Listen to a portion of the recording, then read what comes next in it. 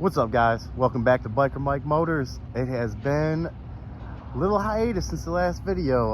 When I went to New York, I actually been recording, and I have a few videos for you guys, so stay tuned for those.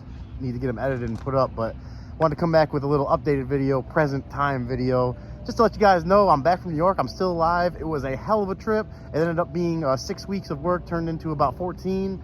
I was there until my birthday, October 15th. I think I left a couple days after that. So it's been quite a ride, guys, quite a ride. Sorry for the break on videos. I wanted to get to an auctions up there and, you know, check out some cars and get at least 1 or 2 videos out for you guys. I figured I'd be able to in the 6 weeks I had, and in the 14 weeks it was just so jam-packed and busy 24/7 that I was behind on stuff and just getting behind with work, unforeseen stuff that was just out of my control, and I was just wide open every day from 6 in the morning until 8 at night, and it was just taxing, definitely mentally taxing, and I am definitely so grateful to be back to a normal schedule and see my dog. So anyways, we are here today at Copart. I have 1 car to check out, and I'm gonna freestyle a couple more if I see them. I'm also freestyling with my phone because I've been out the game for a little, forgot my pistol grip, so we're just freestyling by hand right now, but we're gonna make it happen. We're gonna find at least, they said they're bringing the 1 car up from the back. So also another update is I left my jump pack in New York somehow. I think during a dump run, I ended up having it mixed in with a bunch of stuff in the back, and I think it went into the dump, unfortunately. So I ordered a new jump pack. It's on its way. Hopefully we'll be here in the next few days, by next week the latest, but we're gonna get back on a regular video schedule, hopefully at least 1 video a week, if not more.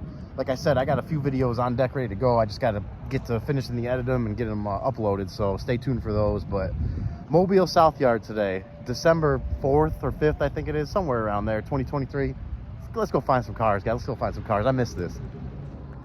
And number 1, and only so far on the list for today, 2006 Ford E150. And if you guys have been following the videos, you know that I've mentioned a few times about the 2005 E150 I have, and I bought it to flip it, and that was 3 years ago. I ended up keeping it because of how useful it is. So I know these vans, not only useful to myself, I know they're very useful to other people, businesses in the area. Where I live down here is packed with businesses. I mean, there is a very populated area and a lot of industrial areas as well, and a lot of small businesses that do, you know, stuff like electrical, plumbing, stuff like that. So I know this would be a good seller for them, but I have not ruled out keeping this for me either, and possibly driving it up to New York next summer and just leaving it up there so I can fly back and forth from now on, because that would save 20 hours of driving one way. So that would drive, as much as I don't mind driving, that definitely takes its toll on you. And the guy, nice guy here, Larry, just drove it out from the back. They didn't fork it, which is nice. They brought it from the back lot way back there where you can't go view anything. So I like when that happens, because it kind of makes me think that nobody else has looked at it yet. And this one is up tomorrow, and it's the end of the day today. So I'm hoping that that is a good sign for this one. But upon initial look here, I also just remembered, I forgot to ask him to leave it running.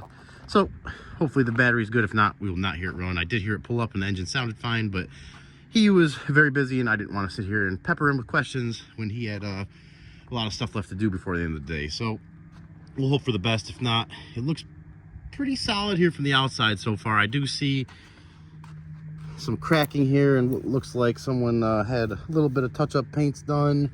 I'm not sure if that looks like a little bit of rust or Bondo there. Paint job definitely leaves a little to be desired. Like a lot of these vans, the paint that was put on these from the factory is one of the cheapest white paints you can get. So it's not, they're not made for longevity, but it is a pretty straight van. Other than that, pretty straight. I don't see very many big dents or dings on it. I see a little do-it-yourself seal job here for that upper light. Pretty common for that to start leaking on these, just because the area where it's in and getting hit by the light all day, but or the sun, I should say, and the heat.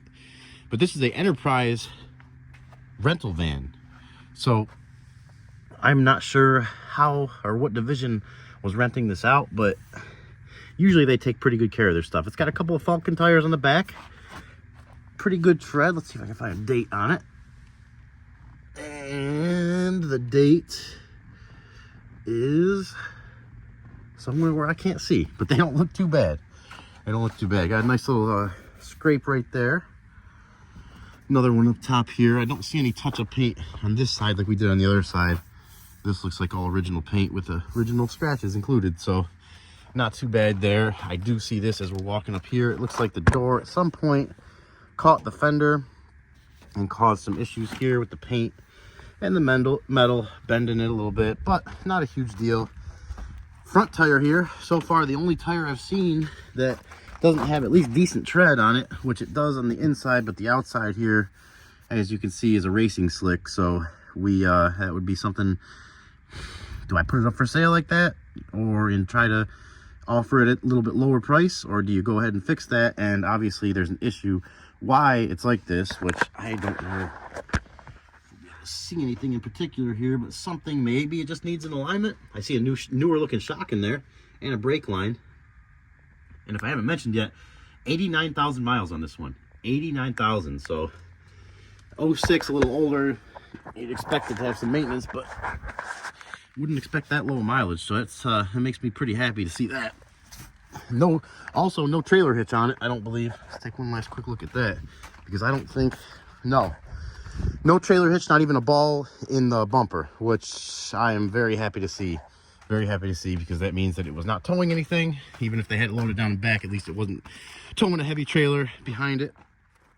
So that's how she looks so far. We're gonna rust on the roof, which is another very common thing with these. Like I said, this paint, not the best paint, but we're gonna go ahead and, like I said, Enterprise Fleet Management Exchange. So we are going to go ahead and pop this hood open, see if we can check these fluids.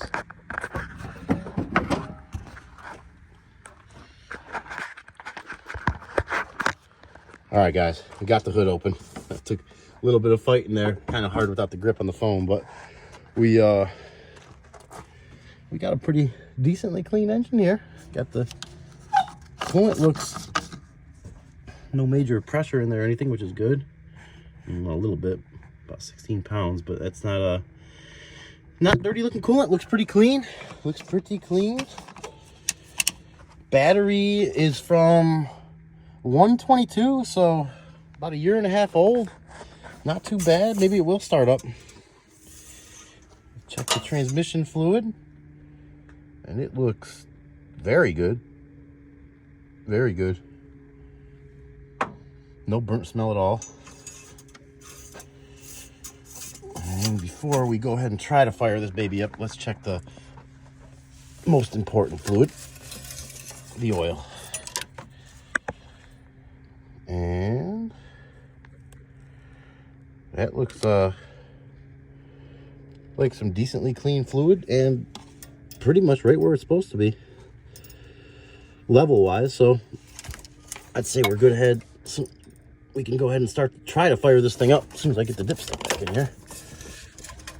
And this has got the 4.6 8-cylinder in it, Triton motor, which I love them or hate them. They're not too bad of a motor. Not as good as like the 4.8 5.3 LS's in my opinion, but they're up there. They're not bad. Let's see what we got. We got some receipts here too. Well, oh wow, these are actually receipts for the van. I'm not going to show those because they got some personal information on them, but yep, 89,724.5 miles. Let's go ahead and fire this baby up. Oh, it's got power too. I think we're going to start up about 1/8 of a tank, quarter tank of gas. Oh yeah, fired right up. I just heard the AC compressor kick on. We got our passenger seat, which looks like it's never been sat in. Nice cage here to keep the tools and materials from flying into the back of your head if you got to stop fast. Ask me how I know that. Everything really pretty clean, guys. Let's see, the shifter feels pretty good. Oh yeah, right in the reverse. And like I said, he drove this out here from the backyard, so I kind of expected it to go into gear and everything like that. Let's see. Okay, we got This van was used by the National Union Fire Insurance Company of Pittsburgh. Manual windows, manual locks, your base model van. You don't see too many of these with power windows, power locks. Kind of the one I got at the house, the 05, that is like fully loaded for a work van. It's got, I didn't even know they offered this. It's got alloy rims on it, power windows, power locks, and a little bit upgraded of a radio, and that's about it. That's what you get for the fully loaded version work van. But I'm gonna go ahead and let this baby run for a minute. He said he had it running for a few minutes because he started it, and then he got busy and had to walk away, and that's how I knew he was really busy. So I told him, don't worry about, you know, or I didn't even say anything. He just kind of, you know, went and did his thing. He had a lot to do. So we let him get to that. I see a new AC line here.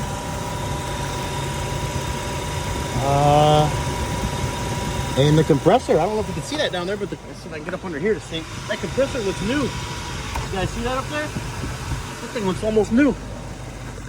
Almost new. I think this thing's probably been maintenance pretty well over the years. So we are gonna check this door here. I just seen this too. There is a nice dent here, which it looks like someone did some touch-up paint on. Not a big deal, not a big deal. It's a work van, so you're not looking for perfection, and that's people buying these aren't looking for perfection either. For the most part, you know, you can get away with some cosmetic damage on these as long as it's a mechanically sound vehicle. So, sold and serviced by America's Body Company. And we got a nice little array of shelves and everything back here. I like to keep my stuff very organized, so that'd be a big plus for me. But we're gonna go ahead and let this thing run for a minute. And if everything seems good, the next clip you'll see is me walking out of the auction here.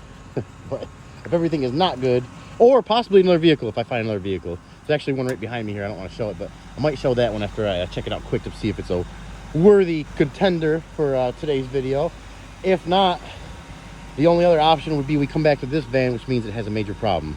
And it's up tomorrow at auction, so I'm hoping that doesn't happen, but I'd rather see it here than in the driveway or, you know, at my shop. So we're gonna let this thing run for a few more minutes, see what she does, and we're gonna figure out what happens after that when we get to that point.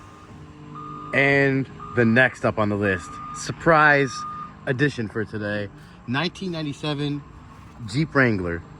And personally, I love the Wranglers. Big fan of them. This one, as much as I'd like to think it's a 6-cylinder, which if you know anything about the 4-liter 6-cylinders in these, you know how stout and great engines they are, just known for their reliability, known to take a beating and keep on going. Not the 4-cylinders so much, not in the TJ style from 97 to 2004. The TJ 4-cylinders were very, not only underpowered, but very unreliable. The heads were manufactured, I don't want to say for sure what it was, but they did something wrong or cheap with them where they cracked and had all sorts of issues. So this one is, I'm hoping a 6-cylinder, but I don't think it is. And the more I look at it, I looked at it from a ways away. We were over there looking at the van, and I seen this back here, and I was like, oh, that's a cool Jeep. Tires look pretty new. Maybe it's in good shape. Don't see really any major body damage. And the tires are in good shape. And there is not much major body damage, but it looks like it's probably seen a few swamps in its lifetime. It's been, looks like rattle can paint. Looks like it was originally red, and they rattle canned it some kind of backyard camouflage color. Let's go ahead and take a quick look inside here. Probably going to be a quick one. I doubt this one's going to start. We do got some water, and it does smell like water. Stick shift though, which is nice. Yeah, someone got a lot of overspray all over this thing, which to me says that they didn't really care about it too much. They were just using it as a off-road buggy like a lot of people do with these. Take a look underneath.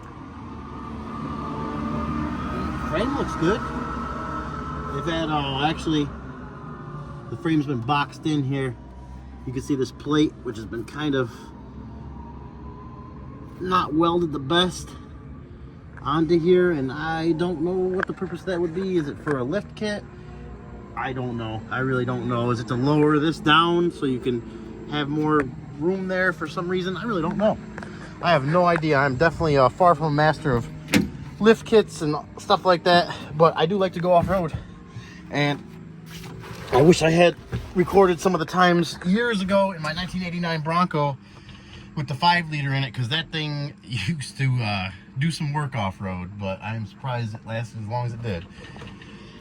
Everything in here seems, other than smelling like water, it seems okay. Let's see if it's got power. I got a switch here. I'm guessing that's probably the start switch. Oh, we do have power. We do have power. Clutch feels good. This is neutral. Let's press the button, because I'm guessing it's probably how you start this thing. So it is, because I could just hear the engine try to turn over, but not enough juice to start, and we don't have our jump pack, so we're not going to waste any more time. But we will check the engine on this one. I'm gonna have to say it's probably a 4-cylinder. Nice winch on the front too. Oh yeah, there's the old 4-cylinder. I think it's 2.5 in these 4-cylinder. Guys, if you ever see a 2.5 4-cylinder in a TJ style Jeep 97 to 04, stay away from it. The YJ styles, you know, through the 80s and the early 90s, I think 94 or 95 was last year, those are a lot better of a 4-cylinder engine. Those I don't mind. Not these newer style ones. Someone's got some new brake pads in there too. Well, we're not going to waste any more time with this one. We're going to start heading out, and maybe we'll catch one more car on the way out. All right, guys, one last one, and this is going to be a real quickie. First of all, drive safe, please. That's definitely a bad accident here. It's a 1990 Cadillac Fleetwood. But the main reason I want to show this is just a couple little things here quick. Attention to detail in 1990. I mean, not only do they have these covers that cover the top part of the wheel there, which I think you have to remove to get the wheel off, but also I noticed this just walking by, and I had to show you guys. Not what I was going to show you, but I just noticed this too. Paint job looks original, and I don't see any overspray anywhere, and that's a testament to time right there. The paint job has lasted that long, and even the top of it, I mean, it must have been stored inside, because if it was outside at all in the sun down here, it would have eaten through that paint. But this is what I really wanted to show you guys here. Look at the attention to detail. Even the seatbelt buckles have the Cadillac logo on them there.